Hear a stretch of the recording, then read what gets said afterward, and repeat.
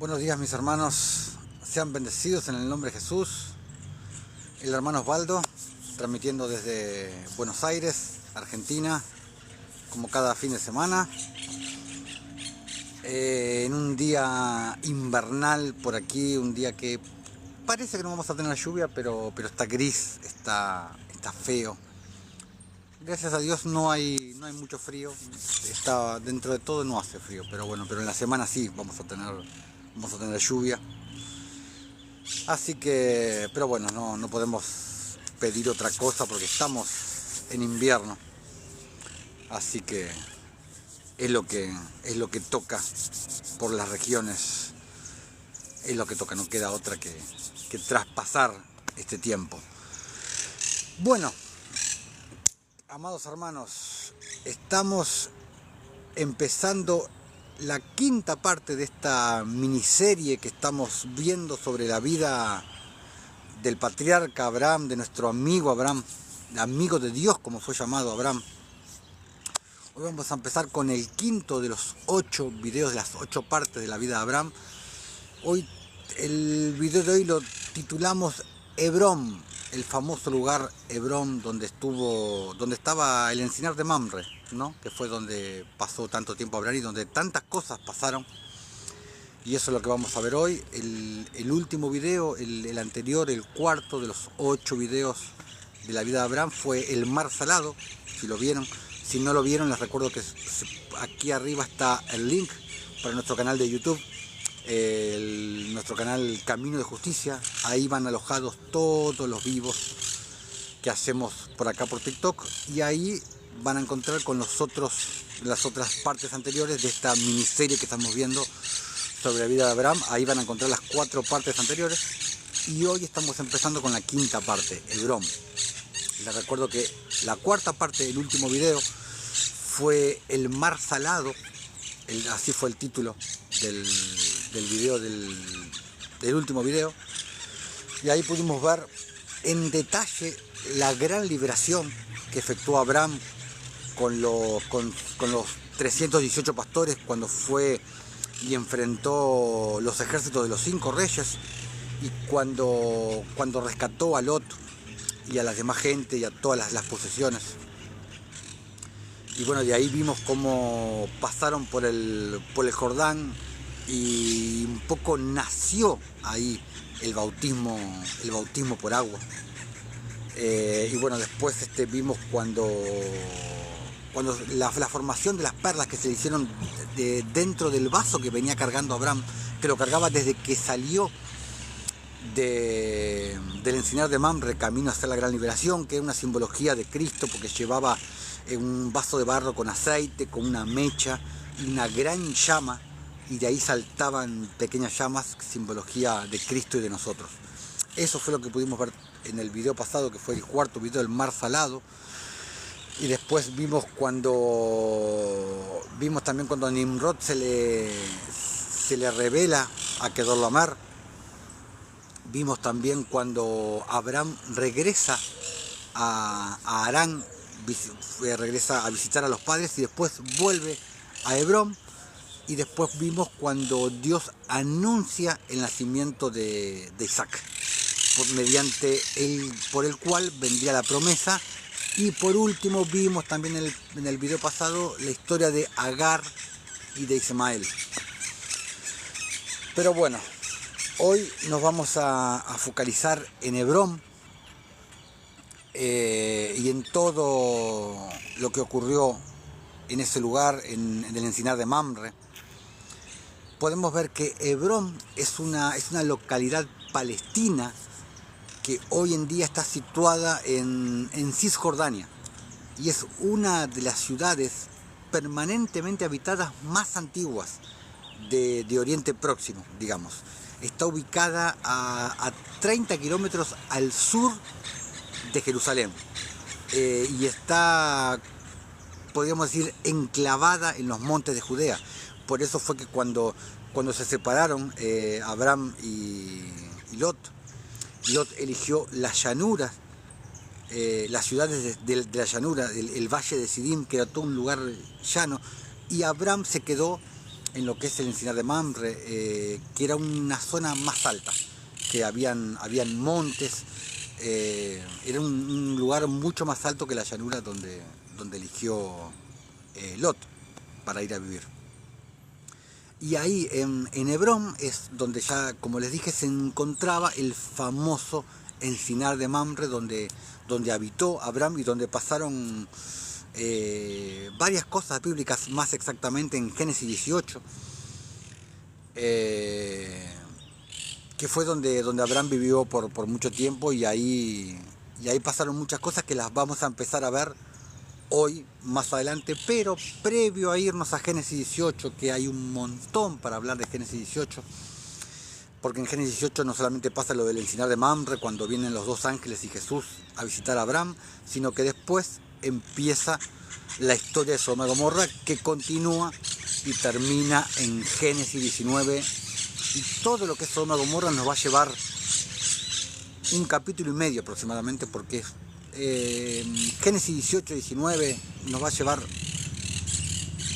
un capítulo y medio aproximadamente, porque es mucho lo que hay para hablar y es mucho lo que hay para enseñar, para contar cosas que no están en el canon romano, pero sí que otros libros dan testimonio, como por ejemplo el libro de Hazar, que sí está mencionado en la escritura, está mencionado 2 veces en 2 Samuel 1 y en Josué 10, como ya se lo dije varias veces. Pero bueno, vamos a meternos en la enseñanza de hoy, vamos a meternos en Génesis 17, vamos a meternos en la circuncisión, en la señal del pacto, y vamos a empezar a hablar de eso.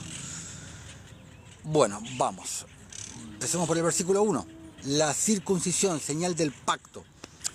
Era Abraham de edad de 99 años cuando se le apareció el Señor y le dijo: yo soy el Dios Todopoderoso. Le dijo: anda delante de mí y sé perfecto. Y no es la única vez que en las Escrituras el Señor le pide a Abraham en este caso, o nos pide a nosotros ser perfectos. Y muchas personas dicen: ay, pero hermano Osvaldo, nadie puede ser perfecto. ¿Estás seguro?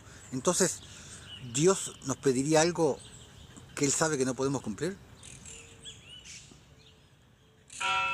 ¿No será que lo que es perfecto para Dios no es lo mismo que lo que es perfecto para nosotros? Yo creo que ahí está la explicación. Y esto ya lo hablé en otros videos. Los perfectos de corazón, el video de los perfectos de corazón, que hay muchas palabras que han cambiado el significado a lo largo de la historia, que Satanás se ha encargado de tergiversar el significado, como por ejemplo la palabra justicia, la palabra amor y la palabra perfecto también, porque si no, Dios no nos pediría ser perfectos si nosotros no pudiéramos llegar al estatus de la perfección ante los ojos de Dios. Por eso, ante los ojos de Dios, ser perfecto no es lo mismo que ante los ojos del hombre. Para el hombre, el perfecto es el que no peca, el que no se equivoca, el que es perfecto, básicamente, en idioma humano. Pero ante Dios no. Dios no lo ve así. Para Dios, los perfectos son los justos. ¿Y quién es el justo? Hijitos, nadie os engaña. El que hace justicia es justo como Él es justo. Nos dice Juan en 1 de Juan capítulo 3, versículo 7. Entonces, para Dios, los perfectos son los justos. Los que hacen justicias, los que van, los que oyen a Jesús, las ovejas que oyen a su pastor, las ovejas que oyen al Espíritu y van y hacen. ¿Y qué hacen? Obras de justicia, obras de caridad, obras de misericordia, obras de piedad, obras de la fe, no obras de la ley. Porque recordemos, como te dice Pablo en Gálatas, que las obras de la ley no nos van a justificar. Sí te justifica la fe, y la fe conlleva obras. Obviamente no son obras de la ley, son obras de la fe. Entonces, volvamos. Yo soy el Dios Todopoderoso, anda delante de mí y sé perfecto, le dice Dios. Y sabemos que por lo que les dije recién, si para Dios los perfectos son los justos, podemos asegurar que Abraham era perfecto. Era muy perfecto, Abraham. Por eso Dios le dice lo que le dice.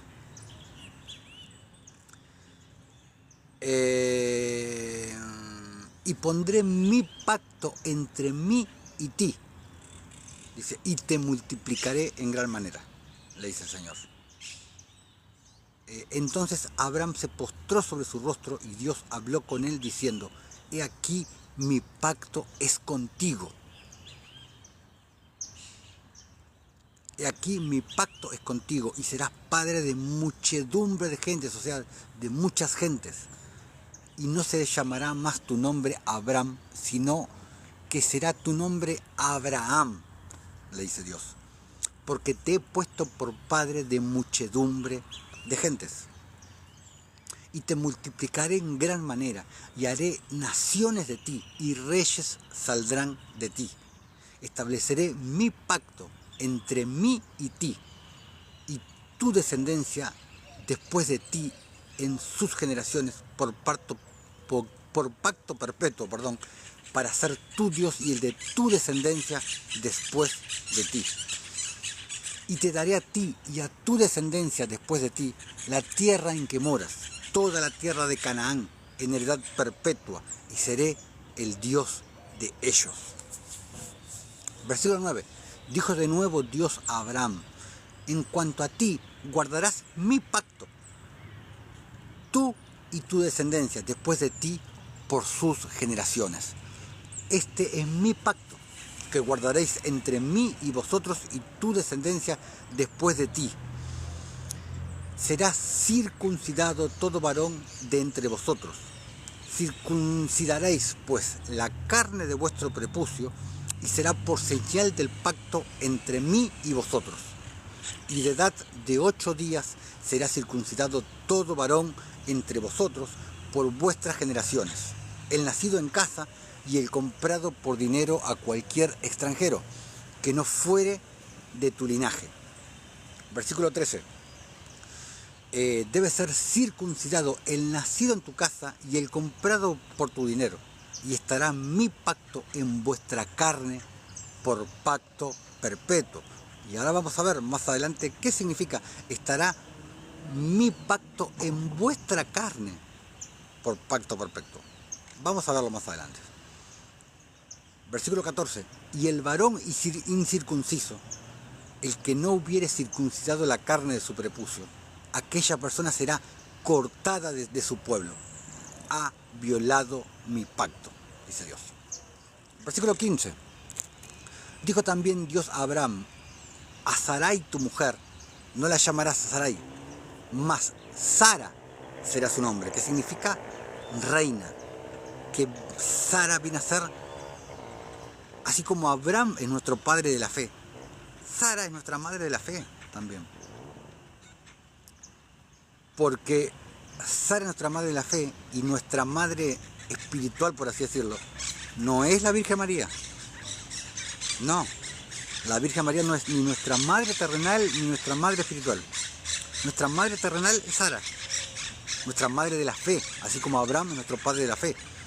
Y nuestra madre espiritual es el Espíritu Santo, es la Jerusalén celestial. Como le dijo Jesús a Nicodemo, debemos nacer de nuevo y nacemos del Espíritu. Entonces, si nacemos del Espíritu, la simbología del Espíritu Santo es femenina. Entonces, si nacemos del Espíritu, somos hijos del Espíritu. Por decirlo de alguna manera, la simbología del Espíritu Santo es femenina. Por decirlo de alguna manera, no estoy diciendo que el Espíritu Santo es una mujer. No estoy diciendo eso. Pero en el Espíritu es una simbología femenina, porque nosotros somos nacidos del Espíritu. Los que han nacido de vuelta, los que han nacido de nuevo, claro está. Versículo 16. Y la bendeciré, y también te daré de ella hijo. Sí, la bendeciré, y vendrá a ser madre de naciones. Lo que les acabo de decir. reyes de pueblos vendrán de ella. Y entonces Abraham se postró sobre su rostro y se rió. Y dijo en su corazón, a hombre de 100 años ha de nacer hijo. Y si hubiera sabido Abraham todo lo que iba a tener después de la muerte de Sara, todo lo que tuvo con Cetura, no recuerdo cuántos fue, pero fueron 4 o 5 aproximadamente. Y Sara, ya de 90 años, ha de concebir. Y dijo Abraham a Dios, ojalá Ismael viva delante de ti, porque, o sea, el deseo de Abraham veía muy lejos la posibilidad de tener un hijo con Sara. Entonces, obviamente, Abraham quería que fuera Ismael el que viviera delante de Dios y que en él se cumpliera la promesa y el pacto de Dios. Pero Dios tenía otros planes.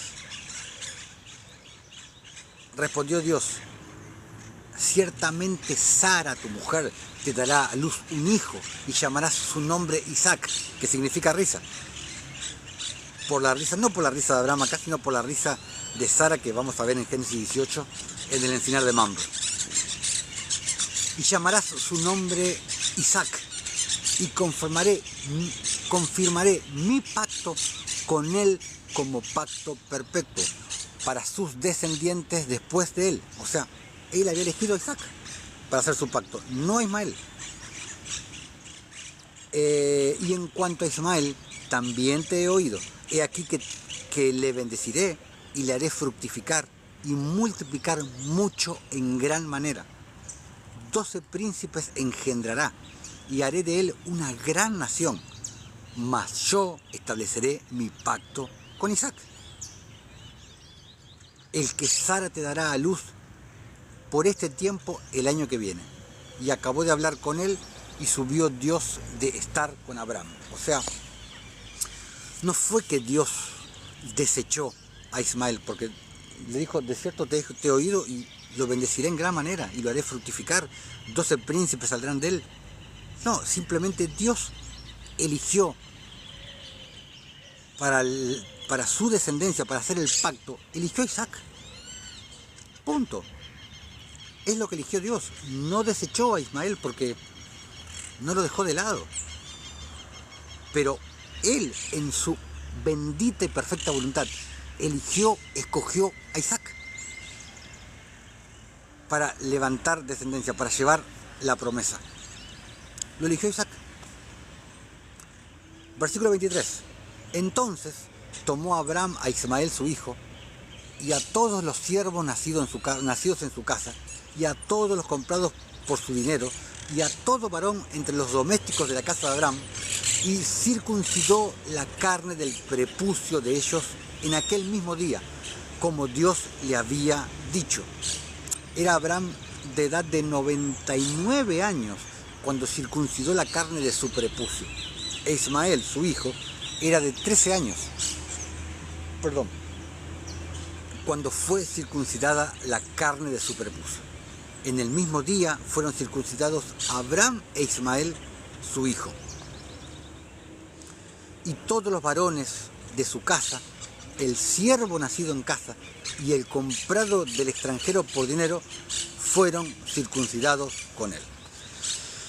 Bueno, vamos a ver ahora un poquito lo de la circuncisión, porque sabemos que hasta el día de hoy los judíos, supongamos los judíos geográficamente, los que nacieron en el Israel geográfico, porque sabemos que el verdadero Israel, el Israel de Dios, no es un Israel geográfico, es un Israel espiritual.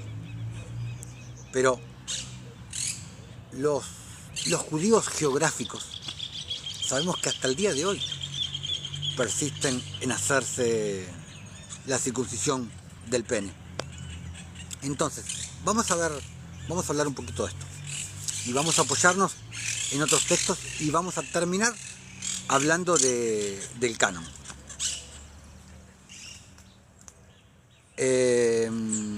Vamos a ver los escritos de Abraham. En el capítulo 110, versículo 4, dice: por tanto, desde ahora en adelante, todo niño varón entre ustedes será circuncidado, de modo que se le abrirá el prepucio en señal de la apertura de su corazón, en señal de la apertura de su corazón a la luz del Evangelio, o sea, a la justicia del Evangelio, porque sabemos que luz es sinónimo de justicia. Entonces, de modo que se le abrirá el prepucio en señal de la apertura de su corazón. Te dice, a la luz del Evangelio, a la justicia del Evangelio. Sombra y figura de lo eterno. O sea, una cosa es sombra y figura de lo que iba a venir después. Y ahora lo vamos a ver con escritura. Vamos al Evangelio de Tomás. El Evangelio de Tomás dice en una parte, sus discípulos le dicen a Jesús, ¿es provechosa la circuncisión o no? Él les dijo, si fuera provechosa, si la circuncisión del pene fuera provechosa, su padre los engendraría circuncidados de su madre, sino que la verdadera circuncisión espiritual se ha hecho totalmente provechosa. De boca de Jesús, la verdadera circuncisión no es en la carne, es en el espíritu. ¿Y dónde es la circuncisión? En el corazón, en el prepucio del corazón. Esa es la verdadera circuncisión. Y lo vamos a ver con más escritura. Vamos al Evangelio de Felipe, donde dice, Abraham, para comprender a aquel a quien debía comprender, realizó la circuncisión, mostrando con esto simbólicamente que debemos destruir lo carnal en nosotros, o sea, lo que es de este mundo. O sea, acá te está diciendo que la circuncisión en la carne era una circuncisión simbólica de la verdadera circuncisión que es en el espíritu, que es en el prepucio de nuestro corazón. Esa es la verdadera circuncisión. La circuncisión en la carne era sombra y figura de lo que vendría, como te dice Colosenses 2, de la circuncisión del corazón. Y para rematar este tema, veamos lo que nos dice Pablo en Romanos 2. Vamos a Romanos 2, versículos del 25 al 29, para los que se apegan al canon romano y no son capaces de desviar la mirada un poquito para algún otro libro que esté fuera del canon romano. Vamos a Romanos 2, vamos a ver lo que dijo Pablo. Dice, pues en verdad la circuncisión aprovecha, hablando de la circuncisión de la carne, de la circuncisión del pene, si guardas la ley, entre paréntesis, de Moisés. Pero si eres transgresor de la ley,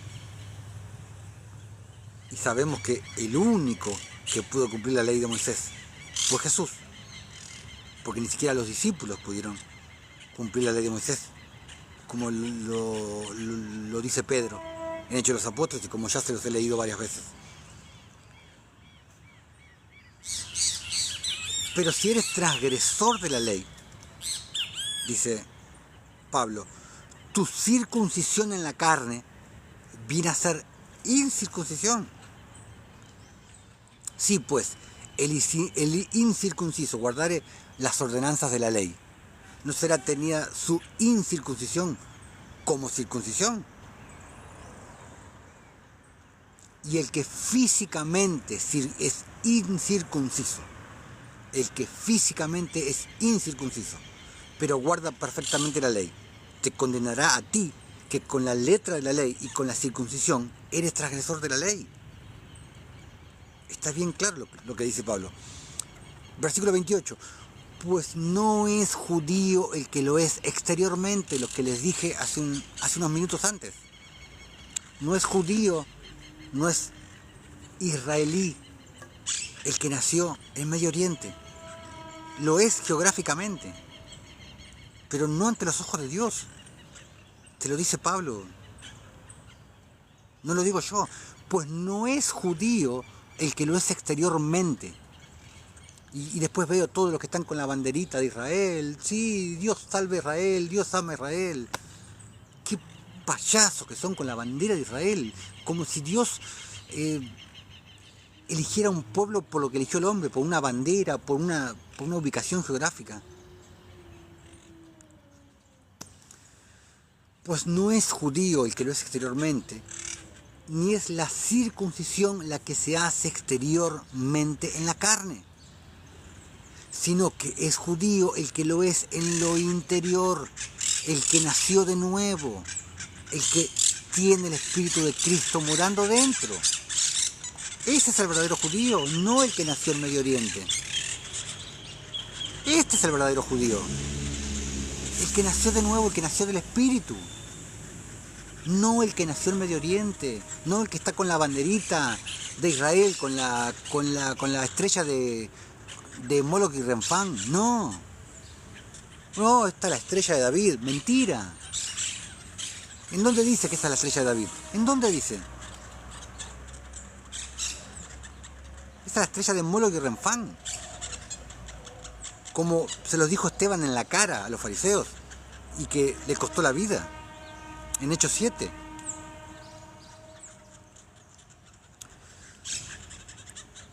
Pues no es judío el que lo es exteriormente, o sea, el que se circuncida el pene, ni es la circuncisión la que se hace exteriormente en la carne, sino que es judío el que lo es en el interior, y la circuncisión es la del corazón,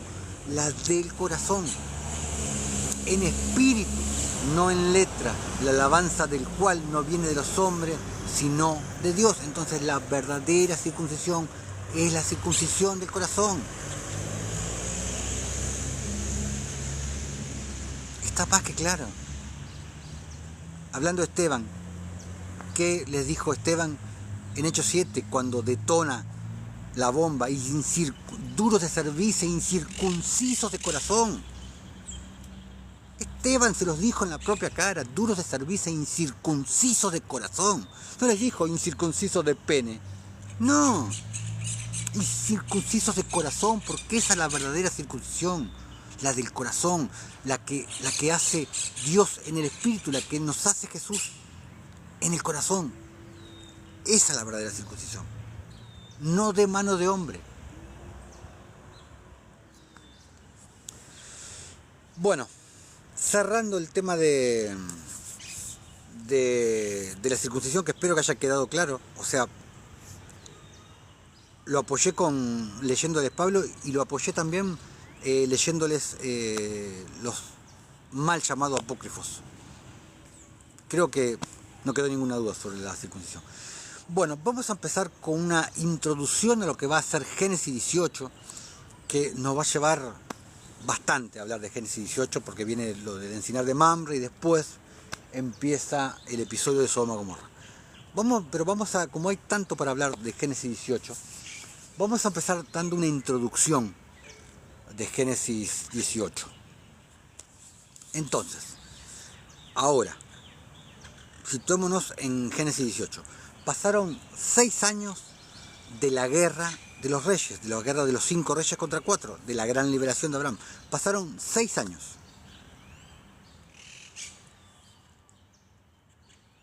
La destrucción de Sodoma y Gomorra pertenece a Génesis 18. Hablando de Sodoma y Gomorra, a que seguramente has escuchado muchas veces que Sodoma y Gomorra fueron destruidas, y las ciudades de esa planicie, del valle de Sidim, que fueron destruidas por las perversidades sexuales, todos por pecados relacionados con inmoralidad sexual. Porque eran sodomitas, porque andaban con la mujer de uno, con la mujer del otro, con la hija de este. ¿A que seguro que sí? Seguramente lo escuchaste, porque yo lo he escuchado muchas veces, de muchas personas, de pastores, sacerdotes, muchas veces. Ahora, no es mentira. O sea, que existieron esas cosas en Sodoma y Gomorra, perversidad sexual, toda perversidad referente a lo sexual, es verdad, eso no es mentira. Pero lo que no es verdad, lo que no es cierto, que esas perversidades fueron la causa de la destrucción de las ciudades del valle, de las ciudades de la llanura. Ese es el punto que no es verdad. Y lo vamos a ver con las escrituras. La inmoralidad y la perversidad en la que vivían está relatado también en el libro de Hazar, que ahí te relata más extensamente todas las perversidades que hacían en Sodoma y Gomorra. No fueron todo ese nivel de perversidad y de inmoralidad fue consecuencia y resultado de otros pecados, por así decirlo, de otras cosas que fueron las causas de lo que realmente enojó a Dios para como finalidad destruir las ciudades de la llanura. O sea, por causa de cosas que ahora vamos a ver, fue que Dios los entregó a inmundicia, los entregó a perdición, como dice Pablo en Romanos 1. O sea, pasaron cosas que fueron las que realmente enojaron a Dios, y entonces ahí es que Dios les suelta la mano y los entrega a inmundicia, a fornicación, a perdición, y después ocurrió la destrucción de Sodoma y Gomorra. Pero no fueron toda la inmoralidad sexual, no fueron la verdadera causa de la devastación, digamos, de las ciudades de la llanura. Y ahora lo vamos a ver. Vamos a irnos a Ezequiel 16. Vamos a empezar en el versículo 44. Dice: he aquí, todo el que usa de refranes te aplicará a ti el refrán que dice: ¿cuál la madre, tal la hija? Dice: hija eres tú de tu madre. El Señor hablándole a Jerusalén. Hablándole a Jerusalén, no hablándole a cualquiera.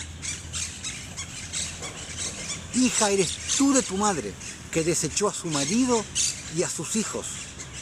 Y hermana eres tú de tus hermanas, que desecharon a sus maridos y a sus hijos. Hablando de la gran ramera, del sistema religioso, de todo el sistema religioso. No solamente de Roma. Se origina en Roma.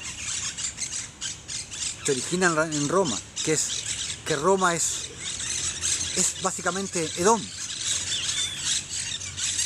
Tienes que irte y estudiar los linajes. Roma es Edom. Que desecharon a sus maridos y a sus hijos. Vuestra madre fue Etea, dice el Señor. Hablando del imperio hitita. O sea, que ocupaba Turquía y la costa desde Siria, entre el Mar Negro y el Mar Mediterráneo. Y vuestro padre amorreo, le dice el Señor. O sea, debajo de los hititas, hacia el Líbano, en la costa del Mar Mediterráneo.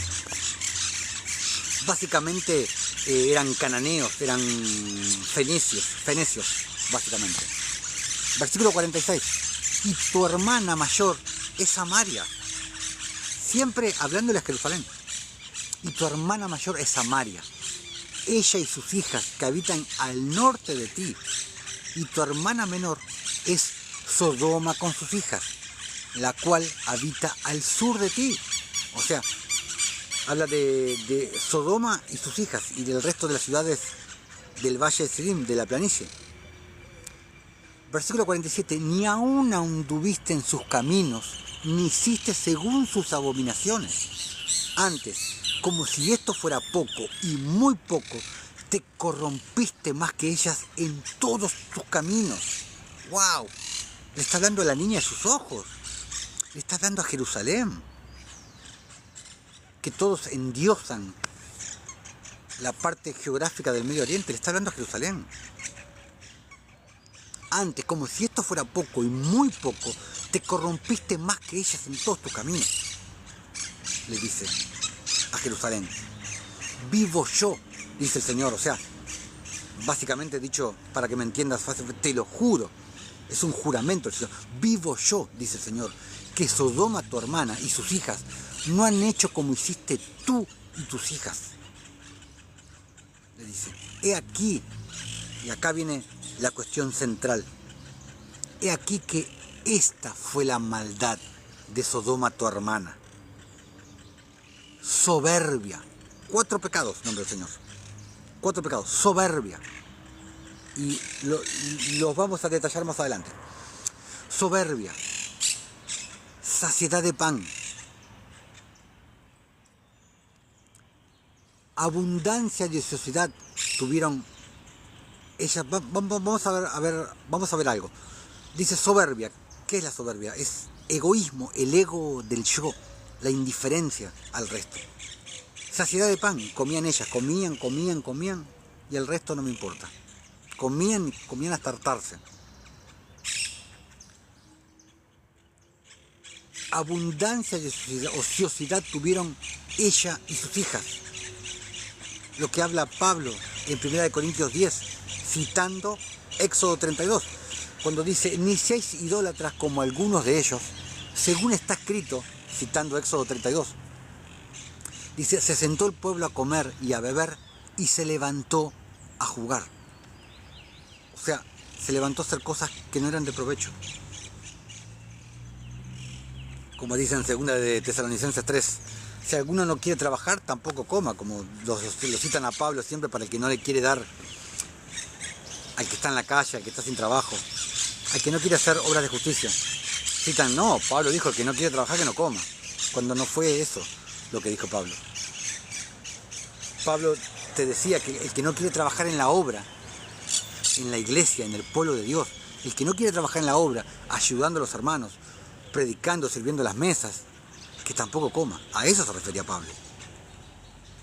Pero siempre están los perversos que les gusta pervertir las escrituras para adaptarlas a lo que tienen en su cabecita, a su doctrina, por así decirlo. Y el cuarto pecado que nombra dice, y no fortaleció la mano del afligido y del menesteroso. O sea, no hizo justicia. No le dio al necesitado, al afligido, al menesteroso. En estos 4 pecados, ¿dónde está falta de santidad? ¿Dónde está? No eran santos, no pecaban. ¿Dónde está falta de santidad? ¿Dónde está sodomía? ¿Dónde está fornicación?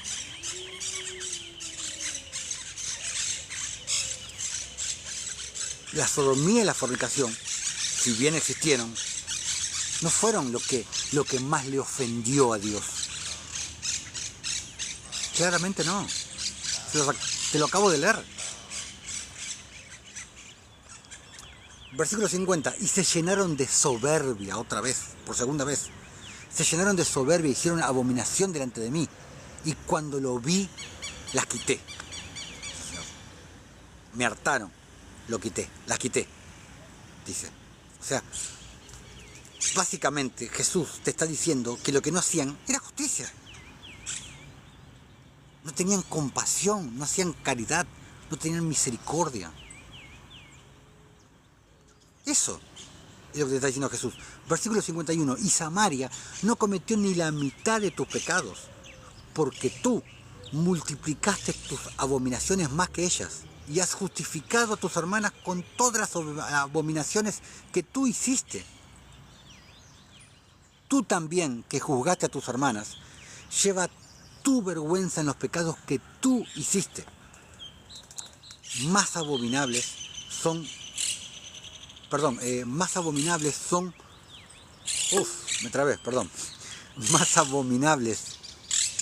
que los de ellas, más justas son que tú, le dice. ¡Wow! Más justas son que tú. No le dice más santas son que tú. No.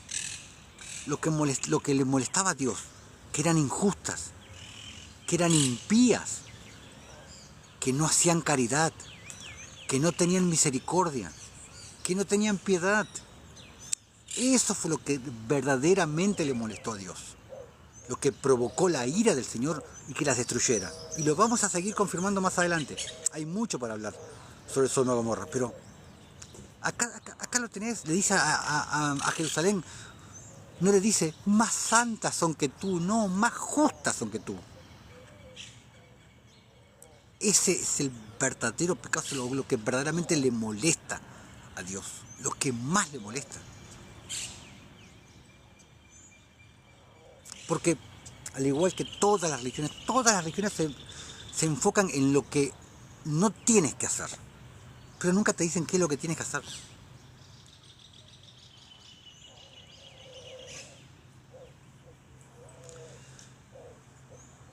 El que no hace nada malo, entre comillas, supongamos, si no haces nada malo, pero no haces nada bueno, ¿de qué te sirve? No te sirve de nada. No hacer nada malo, pero tampoco hacer nada bueno. Porque todos se enfocan, no, yo no hago nada malo, yo no maté a nadie. ¿Vas a ir al cielo? Sí, porque yo no maté a nadie, yo no hago nada. Ok, ¿y bueno qué haces? Entonces,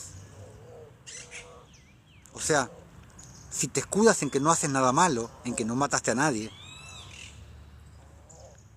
estás bajo la ley, entre paréntesis de Moisés. Te estás justificando por obras de la ley, por las no obras, por las obras muertas que te habla Hebreos 13. Cuando lo que te justifican son las obras de la fe, no las obras de la ley, las obras de la fe. Justicia, misericordia, piedad, caridad. Eso es lo que te justifica, no las obras de la ley. Más justas son que tú, le dice a Jerusalén. Avergüénzate, le dice. ¡Wow! Si no entiendes con esto, la verdad que está más que claro. Avergüénzate, pues tú también, y lleva tu confusión más por cuanto has justificado a tus hermanas. Claro, ese es el problema, que había justificado a las hermanas cuando no habían hecho obras para ser justificadas.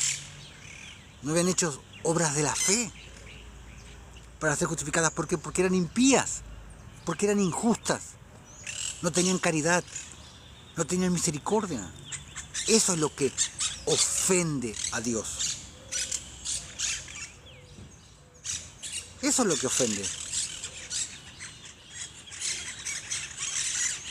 No tanto lo que haces mal, sino lo que puedes hacer bueno y no lo haces. Eso es lo que verdaderamente ofende a Dios. Más adelante vamos a ver un segundo testimonio de esto mismo que les acabo de decir. ¿Qué dice Juan, por ejemplo? Primera de Juan, capítulo 5, versículo 17, dice: toda injusticia es pecado. Te lo dice bien claro, Juan.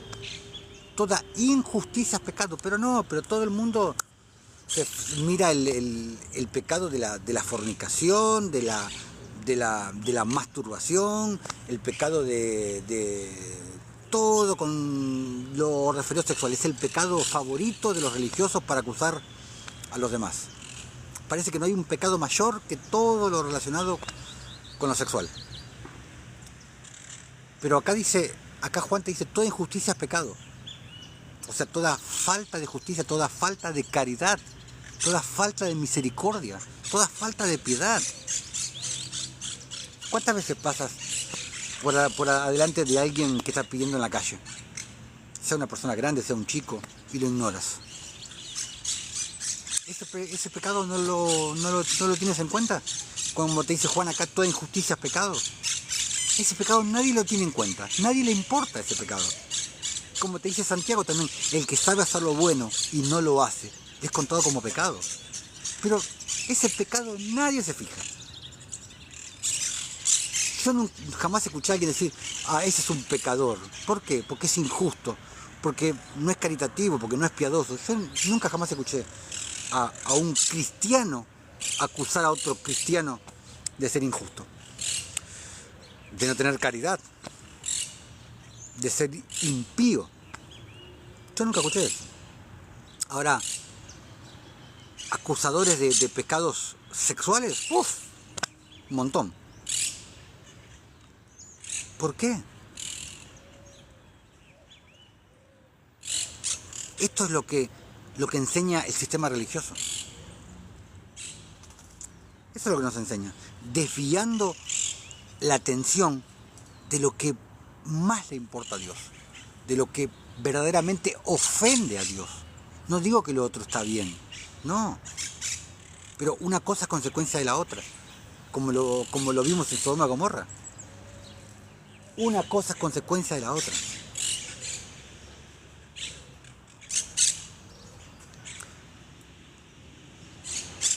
Cuatro pecados nos menciona Ezequiel, como lo vimos recién.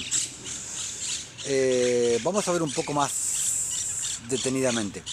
Soberbia es el primer pecado que nos menciona Ezequiel. ¿Qué es soberbia? Cuando miras de menos a tu prójimo, a tus hermanos, a los menesterosos, a los huérfanos, cuando cierras contra ellos tu corazón y no te importa lo que les pase. Puedes ver morir a alguien en la calle y no te importa. Te da lo mismo. Ese es el primer error que cometen los cristianos de hoy. Miran al pobre y no les importa. Como dice Santiago en el capítulo 2, si hacéis acepción de personas, cometéis pecado. Porque todos quieren ser amigos del famoso, del que tiene plata, del conocido, pero nadie quiere juntarse con el pobre, con el indigente, con el menesteroso. ¿Y eso no es hacer acepción de personas? Si haces acepción de personas, ¿no estás pecando? Pero ese pecado a nadie le importa. A nadie le importa ese pecado. Porque no es un pecado escandaloso. No es un pecado con el que podamos chismear con alguien más. Ay, no sabe lo que hizo el pastor. Ay, el pastor que tan santo el pastor. Sale con la hija de Juancita. Y tan santo que parece.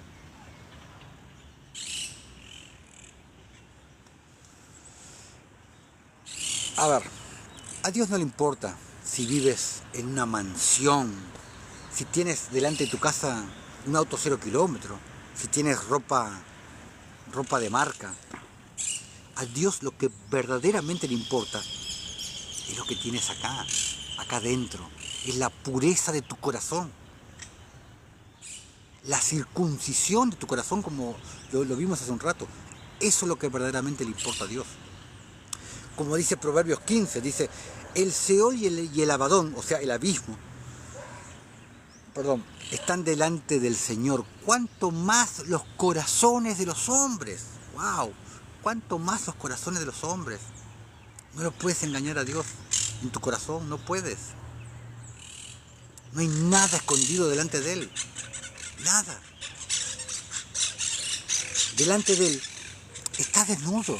Estás desnudo como Adán, como se vio Adán cuando comió de la manzanita del árbol. Estás desnudo delante de Él.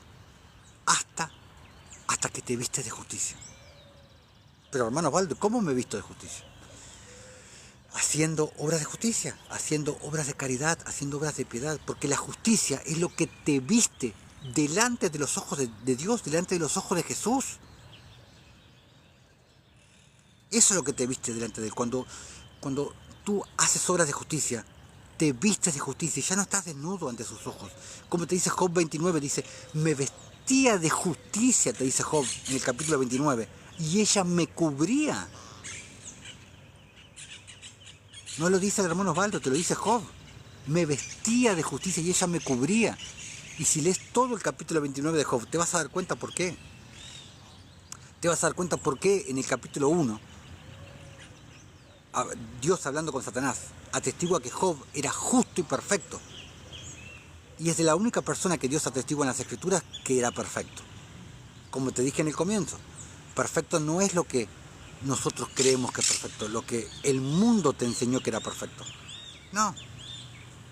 Para Dios los perfectos son los justos. ¿Y quiénes son los justos? Los que hacen justicia, como ya te dije. Primera de Juan 3, versículo 7. Job es la única persona en las Escrituras que Dios atestigua que es perfecto.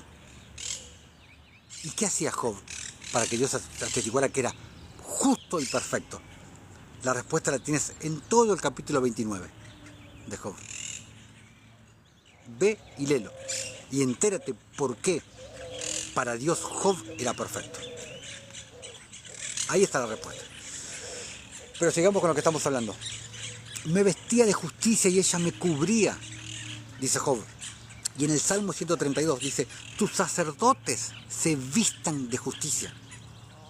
Porque recuerda que estamos llamados para ser reyes y sacerdotes, como te lo dice Pedro en la carta, como está escrito en Éxodo 19, cuando Dios confirmó el pacto con Moisés que 430 años antes había hecho con Abraham.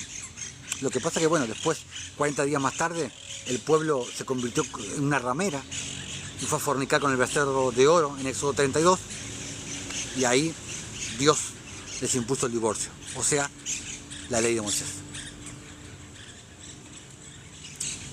Pero por eso dice en Salmo 132, tus sacerdotes se vistan de justicia, porque estamos llamados para ser reyes y sacerdotes, y la justicia es lo que te cubre. O en Isaías 61, que te dice también, Isaías 61, versículo 10, dice, en gran manera me gozaré en el Señor, mi alma se alegrará en mi Dios, porque me vistió con vestiduras de salvación, me rodeó de manto de justicia. ¡Wow! ¡Qué hermoso! Me vistió con vestiduras de salvación, me rodeó con manto de justicia. La justicia es lo que te salva. O en Apocalipsis 19, el famoso pasaje de Apocalipsis 19, versículos 7 y 8. Gocémonos y alegrémonos y démosle gloria, porque han llegado las bodas del Cordero y su esposa se ha preparado. Y a ella se le ha concedido que se vista de lino fino, limpio y resplandeciente. Porque el lino fino son las acciones justas de los santos. Ahí está, hermano Osvaldo, los santos, los que no pecan. No sean tontos. Los santos son los que tienen el Espíritu Santo morando dentro.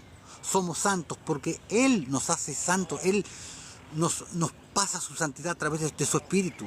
No porque dejes de pecar vas a ser más o menos santo. No. Si no, nadie podría ser santo. Nadie podría. Porque no hay nadie que no peque. Entonces, la novia se ha vestido de lino fino, limpio y resplandeciente. La verdadera novia. Ahora te hago una pregunta. ¿Tú eres la novia? ¿Tú eres parte de la novia? ¿Te has vestido de justicia? Para ser parte de la novia del Cordero, para estar en las bodas del Cordero, para estar flamante ahí, vestida de novia. ¿Te has vestido con linos finos, limpios y resplandecientes? ¿Qué es lo que te viste? La justicia es lo que te viste, es lo que te hace, lo que te hace ver delante de los ojos de Dios, vestida con linos. ¿Estás vestida como una novia o estás vestida como una ramera?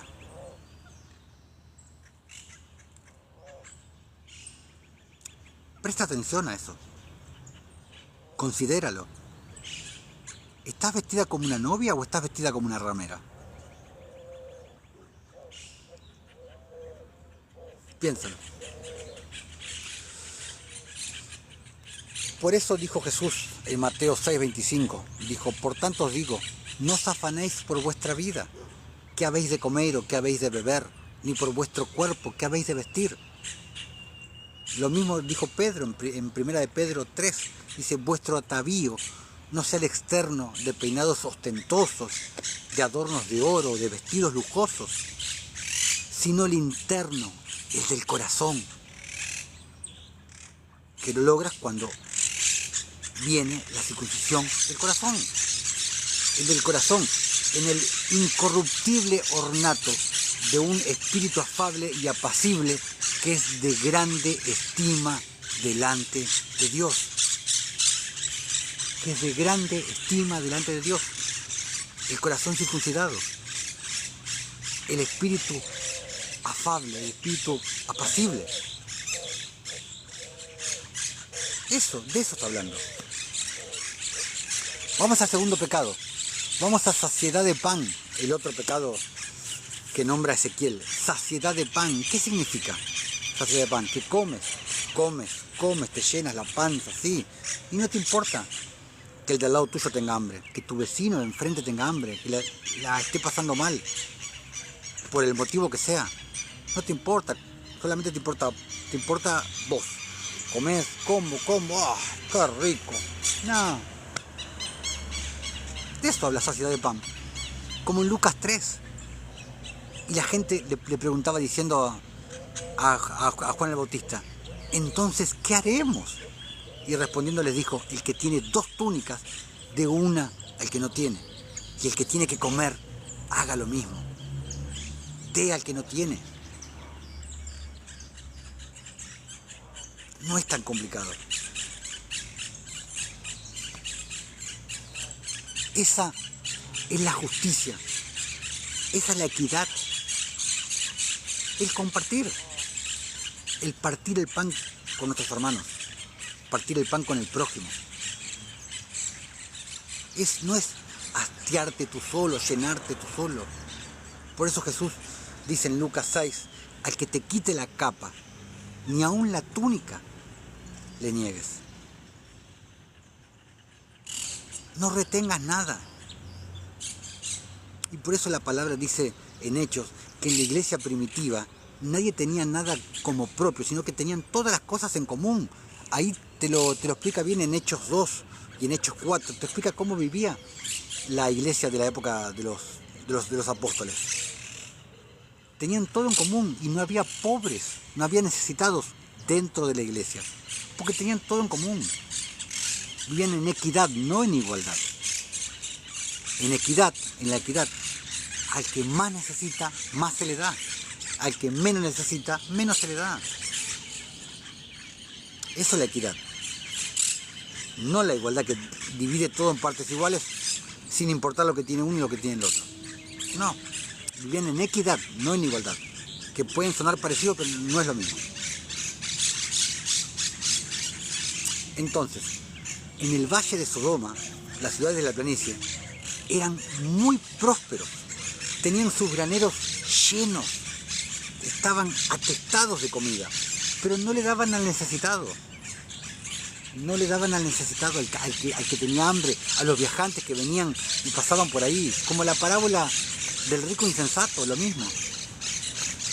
Lo mismo, cuando llenaba el rico insensato, cuando, ay, ¿qué haré? ¿Dónde guardaré todo mi comida, mis posesiones? Voy a tirar abajo los graneros y voy a hacer graneros más grandes para guardar más posesiones que tengo y que mi alma diga, me puedo ahora tirar tranquilo que tengo para vivir toda mi vida.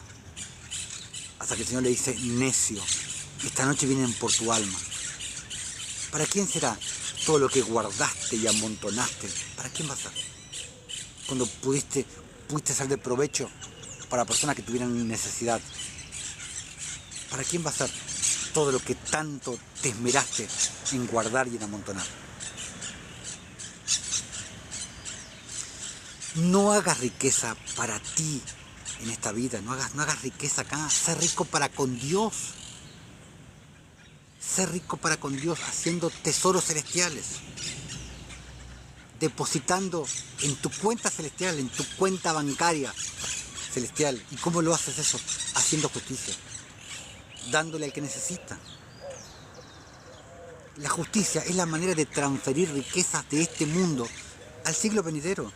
Como ya lo expliqué en otros videos, somos como una especie de máquinas transmutadoras, que podemos pasar cosas de esta dimensión a la otra y de la otra a esta. Podemos transferir riqueza de esta dimensión a la otra, y de la otra podemos tener aquí los poderes del siglo venidero.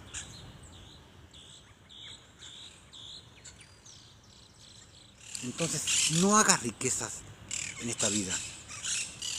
Si solo tienes riquezas acá, de este lado, no te va a servir de nada. Tú crees que eres rico, pero en verdad no lo eres. Como dice Apocalipsis 3. ¿Cómo es que dice? Apocalipsis 3.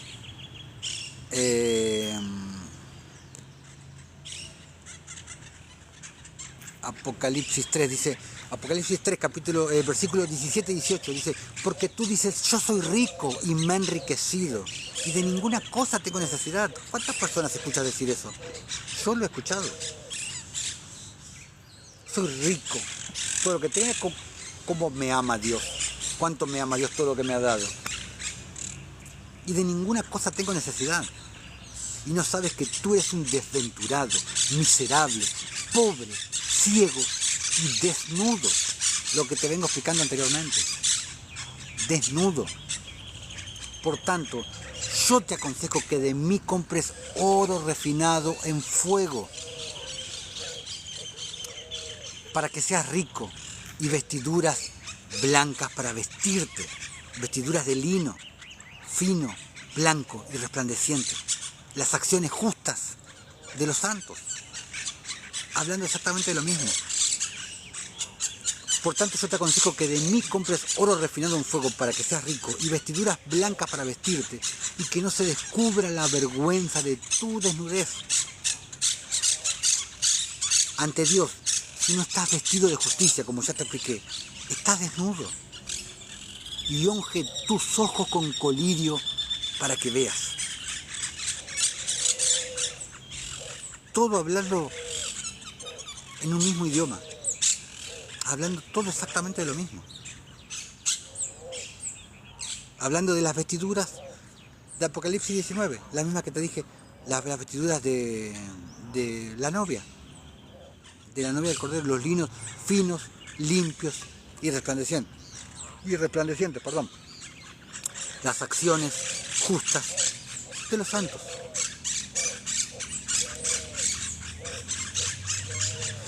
Entonces, te vuelvo a preguntar, ¿eres la novia de Cristo? ¿Estás vestida como la novia de Cristo? ¿Con linos finos, blancos y resplandecientes? ¿O estás vestida como una ramera? Con trapos de inmundicia.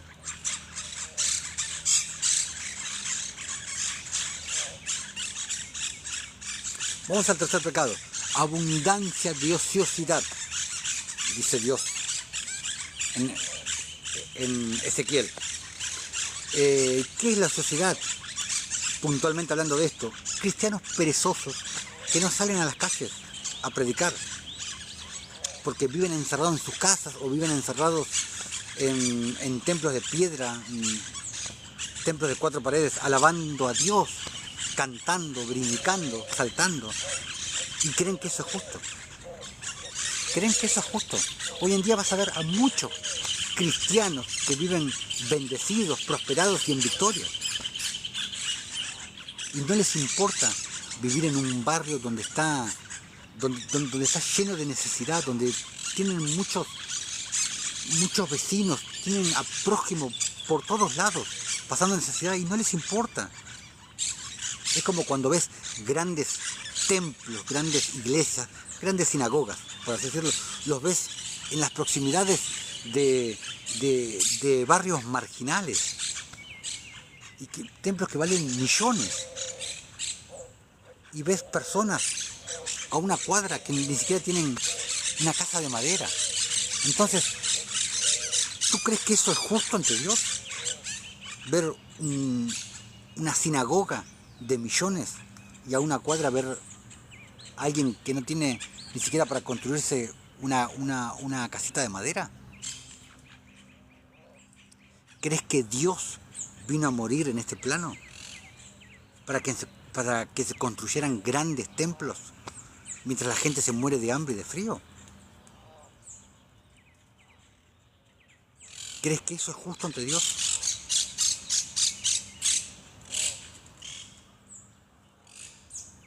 Primera de Corintios 10, como se los leí hoy. Ni seáis idólatras, como algunos de ellos, según está escrito, el pueblo se levantó, se sentó el pueblo a comer y a beber y se levantó a jugar. Y después, en el libro de Tobías, capítulo 4, versículo 13, dice: bien, hijo, ama a tus parientes y no te creas más que los hijos e hijas de tu pueblo. O sea, no seas soberbio, está diciendo, rehusando tomar esposa de entre ellos, porque la soberbia, te lo acabo de decir, trae perdición e intranquilidad. La pereza lleva a la decadencia y a la miseria, porque la pereza es madre del hambre. Y vamos al último pecado que menciona Ezequiel: no fortalecieron la mano del afligido y del menesteroso. O sea, que no miraban al pobre, no lo cuidaban, lo dejaban morir de hambre. Y ante los ojos de Dios, eres un asesino. Y ahora lo vamos a ver. Ahora lo vamos a ver. Cuando tú chismeas, cuando tú detractas de alguien, tú lo asesinas a esa persona en el espíritu. Pero cuando dejas morir de hambre al pobre, al menesteroso, al que tiene necesidad, también eres un asesino ante los ojos de Dios. Y ahora te lo voy a mostrar. Entonces, he ahí, con todo lo que te leí, la clave de todo esto, de Sodoma, Gomorra y las otras ciudades que estaban en la planicie. Estas fueron las verdaderas causas que motivaron el enojo de Dios para que fueran destruidas. Como motivo de esto fue que Dios las entregó a perdición, a inmundicia, a perversidad. Y lo injusto de ellas, lo impiadoso de ellas, fue que derivó después en toda la perversión sexual. Pero ahí está la clave de Sodoma y Gomorra. Y está escrito, pero nadie lo ve. Todos prefieren decir: no, fueron destruidos porque eran unos perversos sexuales. Pero lo otro, nadie te lo cuenta. Ezequiel 16. Nadie te lo cuenta. Nadie te cuenta la verdad de la destrucción de las ciudades de la planicie. Vamos a Jeremías, capítulo 2, versículos 34 y 35. Dice: aún en tus faldas se halló la sangre de los pobres. Lo que yo te vengo diciendo, que ante los ojos de Dios, cuando tú dejas morir de hambre al pobre, al menesteroso, eres un asesino ante los ojos de Dios. Es una de las maneras en las cuales delante de los ojos de Dios eres un asesino. Aún en tu falda se halló la sangre de los pobres, de los inocentes. No los hallaste en ningún delito. Sin embargo, con todas estas cosas dices: soy inocente, de cierto su ira se apartó de mí.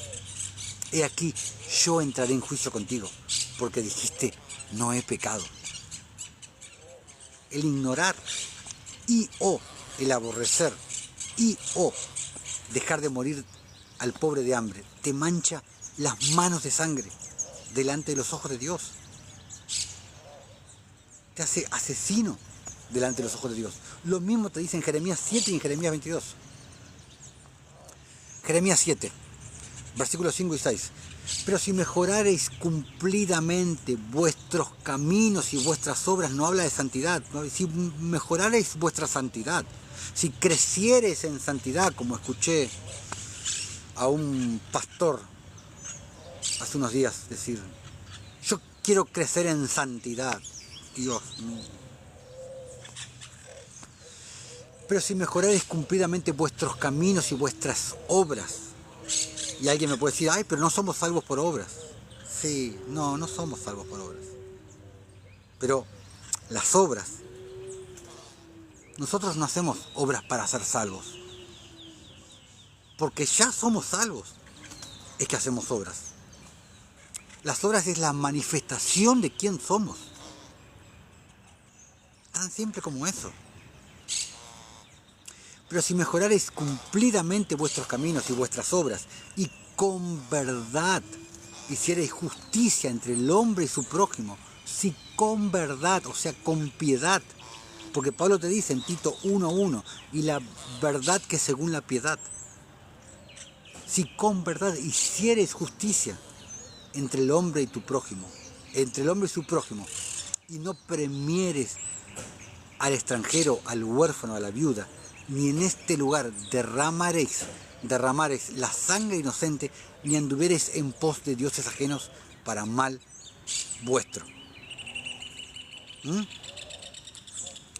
Y Jeremías 22, versículos del 3 al 5, dice: así ha dicho el Señor, haced juicio y justicia, y librad al oprimido de mano del opresor. Y no engañéis ni robéis al extranjero, ni al huérfano, ni a la viuda, ni derramaréis sangre inocente en este lugar. ¿Cómo derramar sangre inocente? Engañando al huérfano, a la viuda, no dándole en la medida de tu posibilidad. No te quitas de ti para darle al que necesita. Porque si efectivamente obedecieres palabra a los reyes que en lugar de David se sientan sobre su trono, entrarán montados en carros y en caballos por las puertas de esta casa, ellos y sus criados y su pueblo. Mas si no oyereis estas palabras, por mí mismo he jurado, dice el Señor, que esta casa será desierta. Que esta casa será desierta. Jeremías está profetizando sobre la casa de David. ¿Y todo por qué? Por no hacer justicia. Por no hacer obras de la fe. Simplemente por eso. ¿Acaso en tu país no hacen lo mismo? ¿No dejan morir al pobre? ¿No lo ignoran? ¿No hacen lo mismo? ¿Y quién lo está haciendo? ¿Quién está dejando morir de hambre al pobre? ¿Tu gobierno? No, la iglesia lo está haciendo. No, la iglesia de piedras muertas. La iglesia, el pueblo de Dios. Los cristianos, la iglesia de Dios lo está haciendo. Los gobiernos buscan quitarte tu asignación con la falsa justicia social. Porque la verdadera justicia es la justicia de Dios. Es el que se quita de lo que tiene para darle al que necesita. Es tan simple como eso. La justicia de Dios le fue encomendada a la iglesia, a su novia, al pueblo de Dios, no a tu gobierno socialista de anticristo. No, la justicia le fue encargada a la iglesia, a la novia, al pueblo de Dios.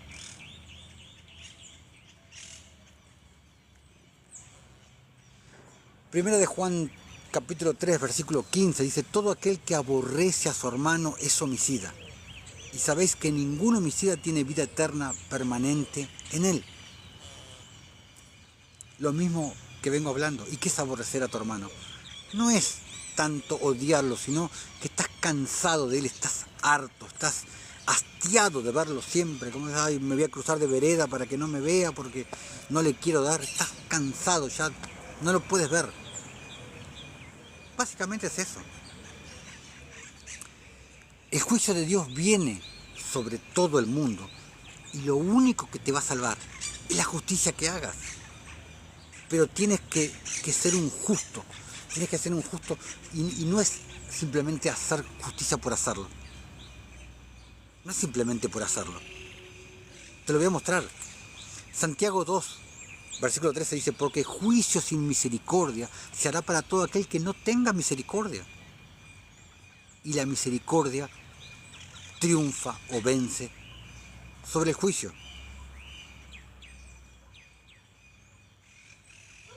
Exacto, exacto. Exacto, lo que pasa es que los buenos de hoy en día se mentalizan en no hacer nada malo. Y creen que en no hacer nada malo, supongamos, agradan a Dios. Pero no es así. Dios prefiere que te equivoques, que hagas malo, pero que hagas cosas buenas.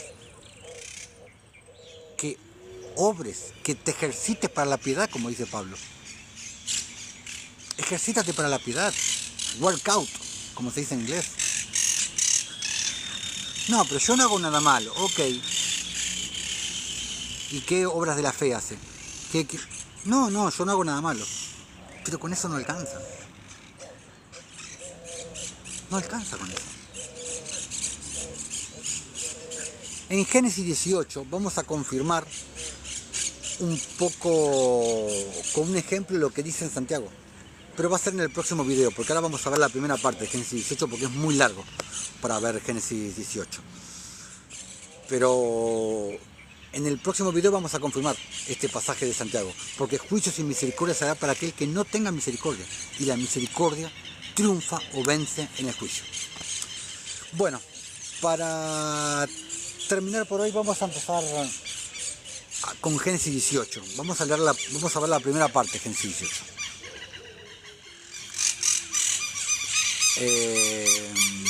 Génesis 18, promesa del nacimiento de Isaac. Después le apareció el Señor en el encinar de Mamre, que estaba ubicado en Hebrón, como les dije al comienzo del video. Estando él sentado a la puerta de su tienda en el calor del día, y alzó sus ojos y miró a Abraham, y he aquí 3 varones que estaban junto a él, y cuando los vio salió corriendo de la puerta de su tienda a recibirlos, y se postró en tierra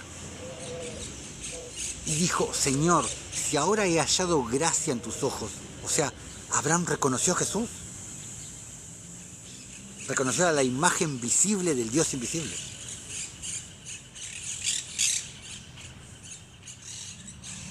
Si ahora he hallado gracia en tus ojos, te ruego que no pases de tu siervo, que se traiga ahora un poco de agua y lavad vuestros pies.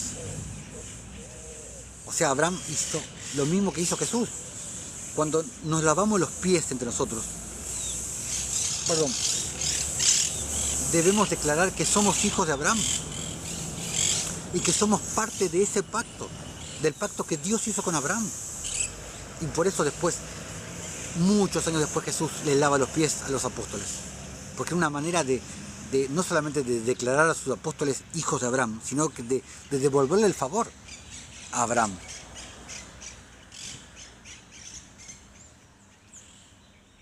Que se traiga ahora un poco de agua y lavad vuestros pies, y recostaos debajo de un árbol, y traeré un bocado de pan.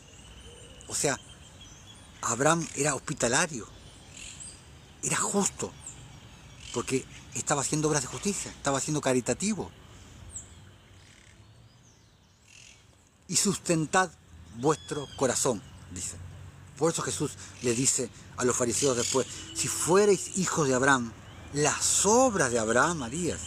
Y estas son las obras que hacía Abraham. Y más adelante lo vamos a ver a profundidad, otras obras que hacía Abraham y que no están dentro del canon. Pero estas eran las obras que hacía Abraham. Obras de la fe, obras de misericordia, obras de caridad, era hospitalario, era justo. Daba para comer, daba para tomar, por eso estaba sentado en el encinar. Porque él siempre estaba mirando los viajeros que pasaban hacia el valle de Sodoma y Gomorra, los viajeros que pasaban por el camino. Y era hospitalario con ellos, les daba para comer, les daba para tomar, los sustentaba. Y de paso, los que iban para el valle de Sodoma y Gomorra, trataba de convencerlos de que no fueran. Porque Abraham sabían la fiestita de bienvenida que les tenían preparada en Sodoma y Gomorra. Y ya vamos a hablar más adelante de eso. Sustentad vuestro corazón, dicen, y después pasaréis, pues por eso habéis pasado cerca de vuestro siervo, dice Abraham. Yo sé que viniste a mí para que te sirva y para que te atienda, está diciendo Abraham, porque eso es lo que Abraham hacía. Y ellos dijeron: haz así como has dicho. Versículo 6. Entonces Abraham fue aprisa a la tienda a Sara y le dijo: toma pronto 3 medidas de flor de harina y amasa y haz panes cocidos debajo del rescoldo. ¿Qué es el rescoldo? Es la brasa pequeña que se conserva debajo de la ceniza. Y corrió Abraham a las vacas y tomó un becerro tierno y bueno y le dio al criado. Y éste se dio prisa a prepararlo. Tomó también mantequilla y leche y el becerro que había preparado y lo puso delante de ellos. Y él se estuvo con ellos debajo del árbol y comieron. Compartieron el pan. ¿Cuántos de los que hoy se hacen llamar cristianos tienen ese sentir de hacer eso con su prójimo, con el que lo necesita, con sus hermanos? ¿Cuántos de los que se hacen sentir cristianos tienen ese sentir?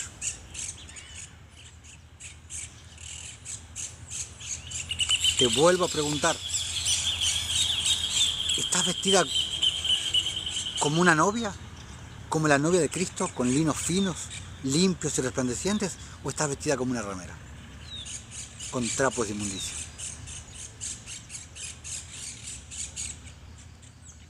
Versículo 9. Y le dijeron, ¿dónde está Sara, tu mujer? Y él respondió, aquí en la tienda. Entonces dijo, de cierto volveré a ti, y según el tiempo de la vida, he aquí que Sara, tu mujer, tendrá un hijo. Y Sara escuchaba a la puerta de la tienda que estaba detrás de él. Y Abraham y Sara eran viejos, de edad avanzada, y a Sara le había cesado ya la costumbre de las mujeres. Se rió pues Sara entre sí, diciendo, después que he envejecido tendré deleite, siendo también mi señor ya viejo. Entonces el Señor dijo a Abraham, ¿por qué se ha reído Sara diciendo, ¿será cierto que he de dar a luz siendo ya vieja? ¿Hay para Dios acaso alguna cosa difícil? Porque Sara era incrédula hasta ese momento. Sara era incrédula hasta ese momento. Sara no había nacido de nuevo todavía. Hasta ese momento.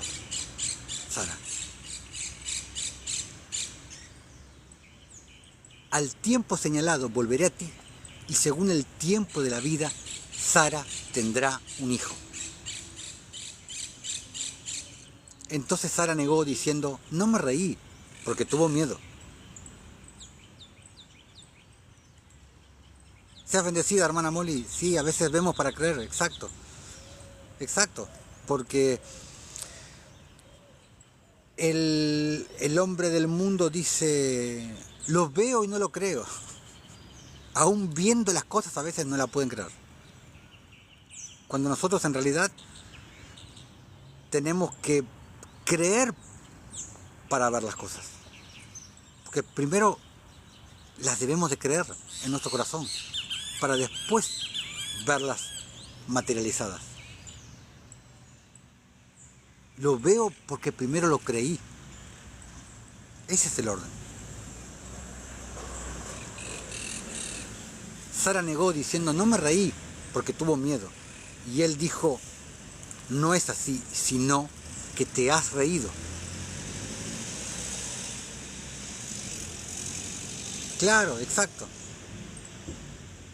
Lo mismo que dice Pablo, lo espiritual lo entienden solamente los espirituales. Para el carnal es locura lo que entiende el espiritual.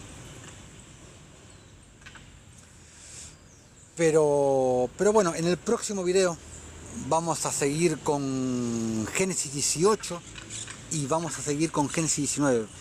Todo el video que viene nos vamos a dedicar a Sodoma y Gomorra, que va a ser el sexto video de los 8 de esta miniserie de la vida de Abraham. El próximo video se va a llamar El Valle de Sidim, que es en donde donde acontecen todo lo de Sodoma y Gomorra. Nos va a llevar todo el próximo video y el comienzo del séptimo video. Hay mucho para hablar sobre Génesis 18, Génesis 19 y Sodoma y Gomorra. Ya en este video vimos la introducción de Génesis 18 y hablamos la introducción, también les hablé de Sodoma y Gomorra, les hablé de Ezequiel 16, que cuenta las verdaderas causas de la destrucción de Sodoma y Gomorra. Hermanita Molly, yo suelo hacer los vivos lo suelo hacer los domingos generalmente, como a esta hora. A veces, por ciertas cuestiones, no los puedo hacer los domingos hasta ahora, los hago el sábado o hasta a veces el viernes. Pero aquí arriba está el link a nuestro canal de YouTube que se llama Camino de Justicia, aquí en TikTok, aquí arriba está el link. Entonces te pido a vos y al resto que por favor vayan, opriman el link que los dirige a nuestro canal de YouTube que se llama Camino de Justicia y se suscriban, activen la campanita, que ahí van todos los en vivo que hacemos acá en TikTok. Todas las enseñanzas van todas alojadas ahí. O sea, este video va a ir en las próximas horas, hoy mismo va a estar subido al canal de YouTube, a Camino de Justicia. Y esta es una miniserie que estamos haciendo sobre la vida de Abraham, y hoy es la quinta parte de las 8 que van a ser sobre la vida del patriarca Abraham. Así que ahí en nuestro canal de YouTube, ahí tienes acceso a todo el contenido. Sí, o sea, es que la relación del Antiguo Testamento y el Nuevo Testamento es así. Dice reino y su justicia, exactamente, como dice Mateo 6:33. Más buscar primeramente el reino de Dios y su justicia, que es una unidad, no se puede separar. Como cuando la Escritura habla del Padre y el Hijo. El Padre y el Hijo es una unidad, no se puede separar. Igual el reino de Dios y su justicia. Y la columna vertebral de este ministerio es la justicia. Que básicamente la justicia lo es todo, como hice un video titulado La justicia lo es todo, explicando en 27 a 28 puntos por qué la justicia lo es todo. La justicia es la ley, la justicia es el amor, la justicia es el reino, la justicia es el sacerdocio, la justicia son los cimientos del trono de Dios. La justicia es Jesús, la justicia somos nosotros como justos. Es tal cual, así la justicia es absolutamente todo. Así que bueno, en el próximo video, el próximo fin de semana, vamos a ir con la parte 6 de las 8 de la vida de Abraham y vamos a meternos de lleno con Génesis 18, Génesis 19 y todo lo que concierne a Sodoma y Gomorra, a la destrucción de Sodoma y Gomorra. Hoy les di la introducción de lo que es Sodoma y Gomorra y lo vamos a ver a profundidad. Todo el próximo video va a ser dedicado a Sodoma y Gomorra porque hay mucho para hablar sobre Sodoma y Gomorra. Igual hoy ya les conté algo muy importante como las causas, las verdaderas causas de la destrucción de Sodoma y Gomorra, que no fue la sodomía y las aberraciones sexuales, como te cuentan las religiones. Eso existió, si bien eso existió, esas no fueron las verdaderas causas, sino fue la injusticia, la falta de justicia. Como dice Ezequiel 16:49, que se lo leí.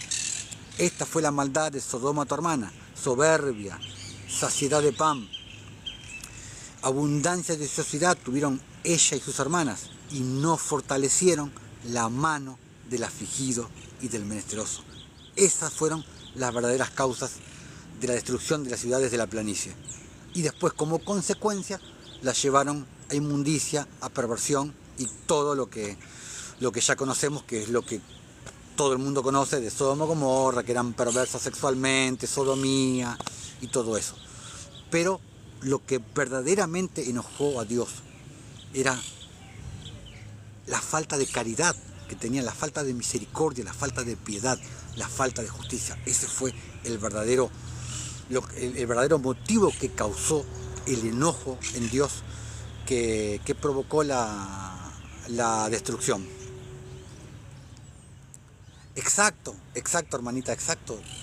Dios no es religión. No, Dios no es religión. O sea, ¿qué religión vino a predicar Jesús y los apóstoles? Yo solamente puedo decir lo que dice Santiago en el capítulo 1. Esta es la religión pura y sin mácula delante del Padre. Dice, visitar a las viudas en sus tribulaciones y no desamparar al menesteroso. Esa es la verdadera religión. A libertad fuiste llamados, nos decía Pablo. Y religión, si buscas la etimología de la palabra, en la etimología hay muchos tesoros guardados. La etimología de la palabra religión viene de la palabra reliquio, que significa atadura. Amén, hermana, amén. La palabra religión viene de la palabra reliquio, que significa atadura. Y esa definición te lo dice todo. Esa definición te lo dice todo. Bueno, para terminar el video vamos a terminar como siempre leyendo un poquito apócrifos. En el último video terminamos el capítulo 1 del libro de Jazar, que les recuerdo que está mencionado en el canon, en 2 Samuel 1 y en Josué 10. Vamos a empezar con el capítulo 2 del libro de Jazar. Y fue en el año 130 de la vida de Adán, sobre la tierra, que él de nuevo conoció a Eva, su esposa, y ella fue preñada y dio a luz a su hijo a su semejanza y en su imagen, y llamó su nombre Set. Claro, diga nuevamente. Para entrar en YouTube, sí. Aquí arriba está el link de nuestro canal. O sea, ahora cuando termine el vivo, ahí arriba en la presentación está el link para nuestro canal de YouTube, que se llama Camino de Justicia. Ahí vas a ver que está todo nuestro contenido, todos los vivos que hago por acá por YouTube. Después, a las pocas horas, ya está subido en el canal de YouTube, que se llama Camino de Justicia. Ahí por favor ve y suscríbete, y ahí tenés acceso a todos nuestros videos, a todos los vivos, y puedes seguir esta miniserie de la vida de Abraham, que consta de 8 capítulos, y hoy es el 5º. Pero ahí mismo tienes el link para directamente acceder a nuestro canal de YouTube. Y ahí mismo está también el link para acceder al Facebook. Y bueno, están todas estas 3 redes sociales por las que me manejo: YouTube, Facebook y TikTok. Entonces, llamó su nombre Set, diciendo: porque el Todopoderoso me ha nombrado otra semilla en lugar de Abel, porque Caín lo ha matado. Versículo 2. Y Set vivió 105 años, y a él le fue nacido un hijo. Y Set llamó el nombre de su hijo Enos, diciendo: porque en ese tiempo los hijos de los hombres comenzaron a multiplicarse y a afligir sus almas y corazones, para transgredir contra el Todopoderoso. Y fue en los días de Enos que continuaron rebelándose y transgrediendo contra el Todopoderoso, para aumentar la ira del Señor contra los hijos de los hombres. Y los hijos de los hombres fueron y sirvieron otros Elohim, y ellos se olvidaron del Señor, quien los creó en la tierra.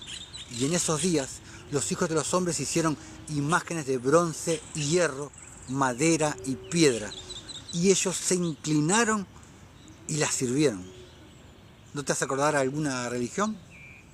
Bueno, sigamos. Versículo 5. Y cada hombre hizo su Elohim, y ellos se inclinaron a ellos, y los hijos de los hombres abandonaron al Señor todos los días de Enoc y sus hijos. Y la ira del Señor fue rebullida a causa de sus obras, porque eran obras religiosas, eran obras de la ley, no eran obras de la fe, que son las que nos justifican. Y abominaciones cuales ellos hicieron en la tierra. Y cada vez que leo Elohim me acuerdo lo que ya vimos en los primeros capítulos de la vida de Abraham.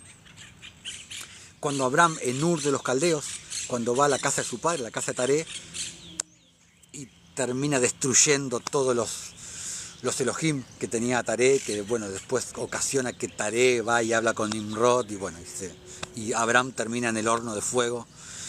Que bueno, que eso no es conocido, en el canon bíblico no está. Pero siempre que leo Elohim me acuerdo del famoso evento, el famoso episodio de Abraham con Taré, con su padre, y ese salón, esa habitación que tenía Taré con todos los Elohim. Versículo 6. Y el Señor causó por las aguas del río Gihón los sobrecogiera a ellos, y Él los destruyó y los consumió, y destruyó la tercera parte de la tierra. Y a pesar de esto, los hijos de los hombres no se volvieron de sus sendas malditas. No eran las sendas antiguas, no eran las sendas rectas, las sendas derechas, las veredas de justicia, no eran caminos de justicia. Y sus manos aún estaban extendidas para hacer el mal a la vista del Señor. Y en aquellos días no había siembra ni cosecha en la tierra, no había comida para los hijos de los hombres, y la hambruna fue muy grande en esos días.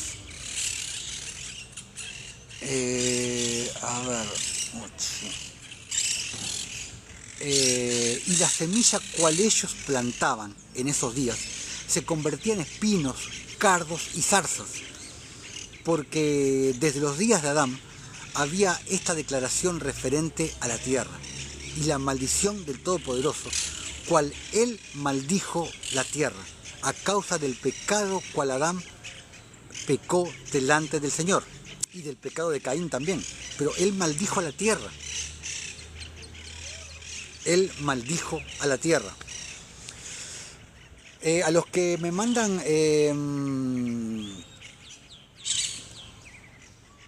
por YouTube, los que se... se me hizo una laguna. Los que van al canal de YouTube y se suscriben, me pueden mandar también invitación por Facebook, que con todo gusto los acepto. No hay ningún problema. Y recuerden que en YouTube activar la campanita para que les lleguen las notificaciones. Seas bendecido, hermano Derlis. No soy de ninguna religión. Justo hace un ratito estaba hablando de eso, pero no soy de ninguna religión, porque las religiones no son de Dios. Como expliqué hace un ratito, la etimología de la palabra religión te lo dice. La palabra religión viene de la palabra reliquio, que significa atadura. Y Pablo te decía, a libertad fuiste llamados. Las religiones te prometen llevarte a Dios, cuando todo lo que hacen es alejarte de Dios. Todo lo contrario. Exactamente, amén. Soy libre, exacto. Exactamente. Seguidores de Cristo, exactamente. Yo básicamente, obviamente no soy de ninguna religión, pero me denomino pregonero de justicia, como lo he explicado en otros videos. Pregonero de justicia como lo era Noé, y está atestiguado en 2 de Pedro 2:5. ¿Quién es mi maestro? Jesús es mi maestro. Él es mi maestro. Y yo me pueden llamar pregonero de justicia. Pregonero de justicia sí. ¿Por qué? Porque yo pregono la justicia. O sea, la predico y la vivo. Y la vivo haciendo obras de justicia, dándole al huérfano, a la viuda, al menesteroso, al que necesita. Esa es la diferencia entre el predicador y pregonero, que el predicador habla y el pregonero habla, predica y hace. Y soy pregonero de justicia porque el mensaje central de este ministerio es la justicia, que básicamente es la ley eterna, la ley de Dios, la ley del ágape, el amor de Dios. Si te vas a 1 Corintios 13, donde el capítulo que habla del amor, si te vas a la versión de la Biblia del Jubileo, o te vas a la versión de la Reina Valera antigua, vas a ver que no está la palabra amor, sino está la palabra caridad. Entonces, la palabra que más se acerca a describir el verdadero amor, que es el amor de Dios y no el amor que podemos ver en el mundo, es la palabra caridad. Es la palabra caridad. Y justicia. La justicia de Dios es muy distinta a la justicia del hombre. La justicia del hombre es reprensión, venganza, condenación. La justicia de Dios es misericordia, es perdón, es restauración. La justicia de Dios básicamente es el que tiene más le da al que tiene menos. El que sabe más le enseña al que sabe menos. Y el más fuerte protege al más débil. Compasión, exactamente. Entonces, justicia, la justicia de Dios y el amor de Dios van de la mano, básicamente lo mismo. Es caridad, es compasión, es misericordia, es piedad. Es básicamente lo mismo. Por eso la justicia lo es todo, y el mensaje central de este ministerio es la justicia. Como dijo Jesús en Mateo 6:33, mas buscad primeramente el reino de Dios y su justicia, y todo lo demás te será añadido. Y ese es el sacerdocio en el cual bajo el cual hoy estamos, el sacerdocio de Melquisedec, que está compuesto por una palabra compuesta, Melech Sadik, rey de justicia, Melech Sadik, del cual tenemos a nuestro sumo sacerdote, que es Jesús, sumo sacerdote del sacerdocio de Melquisedec.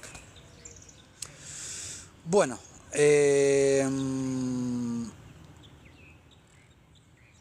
voy a dar por terminado. Hoy vamos a seguir leyendo vamos a seguir el próximo video con lo que les dije, que vamos a seguir con la enseñanza de Abraham, y vamos a seguir también leyendo el apócrifo. Las misericordias de Dios son eternas, amén, exactamente. Así que bueno, hermanos, espero que este video haya sido de edificación para todos ustedes. Les recuerdo que este fue la quinta parte de esta miniserie que estamos viendo de Abraham. O sea, empezamos a ver la vida de Abraham, y esta es la quinta parte de las 8 que va a llevar esta miniserie, recorriendo toda la vida de Abraham y viendo cosas que no están en el canon romano, y enterándonos de muchas cosas, y muchas cosas también centrándonos en la justicia, que es el mensaje central de este ministerio, y aprendiendo muchísimas cosas sobre la vida de Abraham que no están en el canon. Así que bueno, les recuerdo nuevamente, aquí arriba en TikTok está el link para nuestro canal de YouTube, el canal Camino de Justicia, y también pueden encontrar el link para mi página de Facebook. Mi nombre es Osvaldo Álamo, simplemente el hermano Osvaldo Álamo. No me gustan los títulos, pastor, el ungido, el profeta. No. El que quiera ser el más grande, hágase el más pequeño para que pueda llegar a ser grande. No me interesan los títulos. Simplemente soy un hermano en Cristo. Soy un siervo de Jesucristo. Nada más. Hermanos, les vuelvo a repetir, espero que haya sido de bendición. Este mismo video, para los que lo agarraron empezado, va a estar subido dentro de 2 horas aproximadamente. Ya va a estar subido en nuestro canal de YouTube, para que después lo puedan ver tranquilamente. Y bueno, y una vez que termine esta miniserie de Abraham, después vamos a seguir con unas enseñanzas muy, muy edificantes. Y después, más adelante, después de que yo les pueda hablar de ciertas cosas, vamos a hacer otra miniserie como la de Abraham, pero que vamos a hablar sobre la ley de Dios, sobre la verdadera ley de Dios, sobre la justicia. Y vamos a recorrer Escritura desde Génesis hasta Apocalipsis, porque veo que hay mucha ignorancia respecto a eso. Hay muchos que creen, por ejemplo, que solamente existe una ley, la ley de Dios. El otro día una persona me decía, no, la ley de Moisés no existe. La ley de Moisés no existe. Hay muchas personas que creen que la ley de Moisés es la ley de Dios, y no es la ley de Dios. Y esto hablé mucho. Sí, como es los domingos, sí, suelo hacerlo a esta hora, más o menos a las 8 de la mañana aproximadamente, suelo hacerlo. Pero bueno, igual a veces tengo que hacer cosas que no lo puedo hacer, pero siempre van a ir alojados en el canal de YouTube, siempre, para el que no pueda estar presente o yo cambie el día, siempre los videos van a ir alojados presentes. Pero sí, voy a ir, es más, voy a ir como es antes ponía, acá en TikTok iba avisando con tiempo los vivos, pero lo puedo volver a hacer acá mismo en este canal. Voy a ir avisando entonces 1 o 2 días anticipadamente voy a ir poniendo una leyenda. Mañana a tal hora va a ser el vivo. Lo hacía en un tiempo y lo dejé de hacer, pero ahora lo puedo volver a hacer. 1 o 2 días antes voy a ir poniendo acá en este canal, voy a ir poniendo el día y la hora de que se va a hacer el vivo. 1 o 2 días antes ya voy a avisar. Para los que quieran estar directamente en el vivo y si se quieran congregar con nosotros, para que puedan estar partícipes directamente en el vivo. Y el que no pueda estar por algún motivo, después como segunda opción, pueden ir al canal de YouTube y ver ahí la enseñanza. Exacto, pero sí existieron 2 leyes, o sea, la ley de Moisés y la ley real, la ley de la justicia, la ley del ágape, la ley del espíritu, la ley de Cristo. Se la llama de varias maneras, pero básicamente fueron 2 leyes.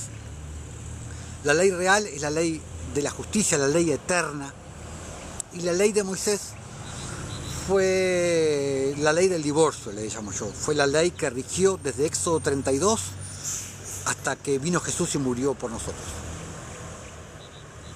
Básicamente es eso. Y voy a hablar de la ley, por eso voy a hacer una miniserie de 8 o 9 capítulos explicando por qué la justicia es la verdadera ley de Dios. Y va a ser un recorrido desde Génesis hasta Apocalipsis. Y muchos libros apócrifos también, confirmando lo que está en el canon romano, para despejar absolutamente cualquier tipo de dudas de que la ley de Moisés no es la ley de Dios. Y para tener este conocimiento es importantísimo, es vital que puedas leer un trío bíblico que es muy importante: Romanos, Gálatas y Hebreos.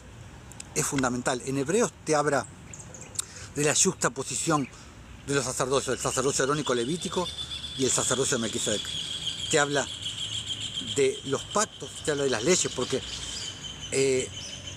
teniendo una nueva ley es necesario que haya también cambiado el sacerdocio, es necesario también que haya un cambio de ley. Ahí te explica todo. Pero bueno, ya lo vamos a ir, porque quiero que vayan viendo primero ciertas cosas para después meternos en lo que es la ley de Dios, que es complejo, porque es desde Génesis hasta Apocalipsis para ver. Es complejo.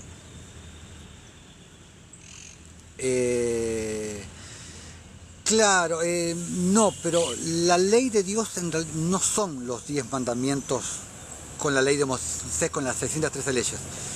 No, en realidad no. La ley de Dios es básicamente la ley que te habla Jeremías 31. Es la ley que fue escrita en las tablas de carne, que fue escrita acá.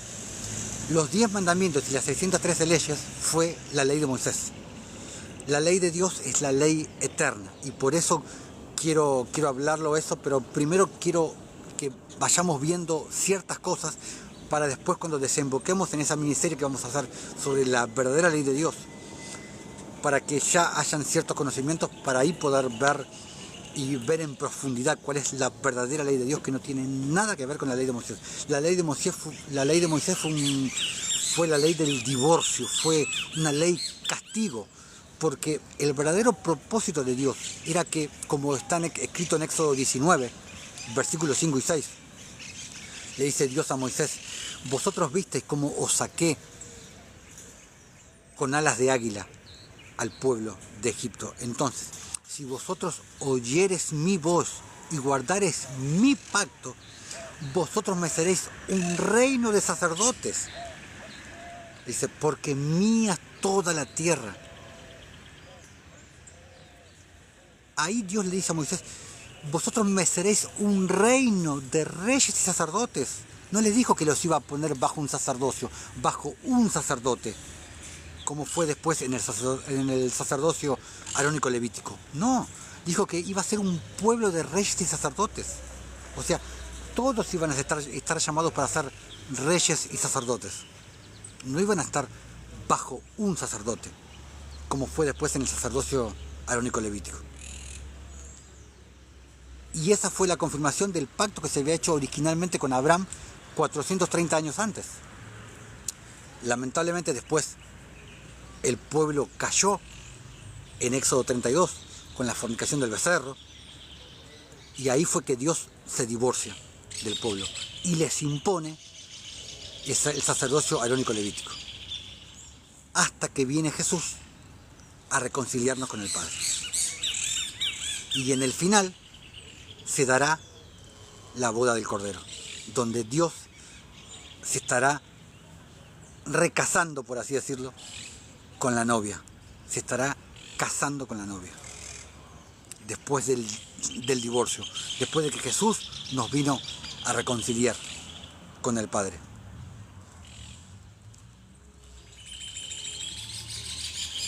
Sí, es hermoso, hermanita, siempre es hermoso aprender, es hermoso. A mí me encanta, yo amo transmitir lo que Jesús me ha enseñado, como también amo aprender. Y yo cuando transmito a mis hermanos, cuando les trato de enseñar a mis hermanos lo que el Padre me ha enseñado, yo también soy enseñado por el Padre, porque Él también me enseña a mí mientras yo transmito a mis hermanos. Es hermoso, no hay nada que sea más hermoso. Así que bueno, voy a volver a empezar a avisar unos días antes sobre el día y la transmisión, y voy a tratar de ser puntual con la transmisión, con el día y con los horarios, más allá de que después va subido al canal de YouTube.